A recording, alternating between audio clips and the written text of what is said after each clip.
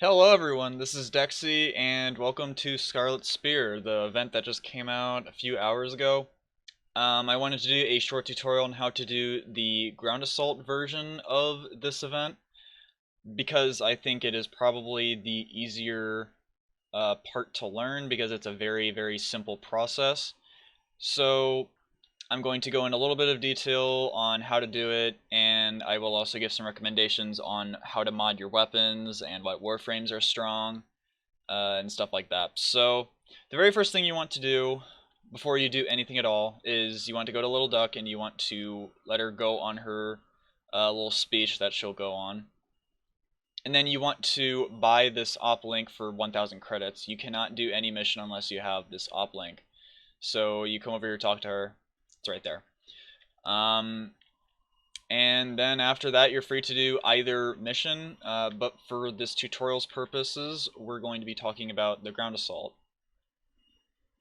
Upon reaching the waypoint that is marked for you upon spawning in, a condrix will land, and the first thing you want to do is start shooting its weak point until it reaches about 2/3 of its health, and then it will start spawning sentients that you will have to eliminate before you can move on to the next phase, which it will open its weak point again, and then you continue shooting it.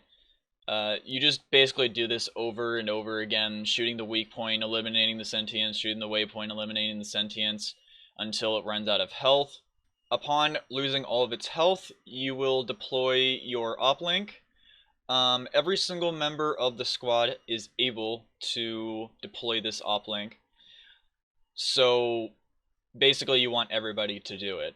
The benefit of having multiple people use an uplink is it will deliver the kill codes faster.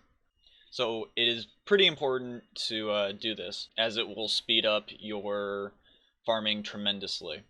Do keep in mind that this is an endless mission. You can extract after 3 scans total. You can go basically as long as you want. The scaling does get pretty hard though, so make sure that you bring in a fairly tanky warframe so you don't start getting one shot. And yeah, that's pretty much about it for the main mission itself. So when making your builds and choosing which warframe that you want to do keep in mind that this sentient has ferrite armor and flesh, which means that it is weak to corrosive and viral damage. It makes it pretty easy to mod for it, especially because the amount of armor that it has is actually pretty minimal. So you could pretty much mod for either corrosive or viral if you really wanted to. I personally decided to go for corrosive damage because I just think that that will probably net me more damage in the end. And not to mention that I already have electricity on this ribbon that I have for the coup behind. You do not have to use the coup behind for this. You can pretty much just use any weapon that has a decent amount of DPS that you have on you. Maybe something like the Boltor. Tiburon Prime is a really good choice. You can never go wrong with Tiburon Prime. Maybe something like a bow, like a Paris Prime, stuff like that. So obviously you want to you want to mod for corrosive, and crit always helps. Just basically as much raw damage as possible. Do keep in mind that you are not able to apply status effects to this enemy, so it really doesn't matter if your weapon is able to apply status effects or not. So that's basically how you want to mod your weapons. For the warframes, on the other hand, there's quite a few warframes that are useful, and there's quite a few that are like almost a must-have, especially when it comes to later levels. So when it comes to the later levels, I might be a bit biased in saying this, but I think Baruch is probably a must-have just due to the fact that he is so good at easily and quickly bypassing the sentient's damage resistances. So as you hit the sentient enemies more and more, with the exception of the condrix, which is the large one, they will start to gain immunity to that certain damage type that you're hitting them with. With Baruch, that doesn't matter. You can just keep hitting them over and over again, and eventually it will just keep adapting to their weaknesses over and over again until they're dead. So you can dispatch of them extremely easily with this character. And I do keep in mind that this only really applies if you have a reactive storm build. This is personally mine right here with redirection. Mostly the only change that I've really done since I last made a video is I replaced quick thinking with redirection, because holy crap, the shield changes are crazy, especially on Baruch, and you can just run an arcane barrier and you basically never die.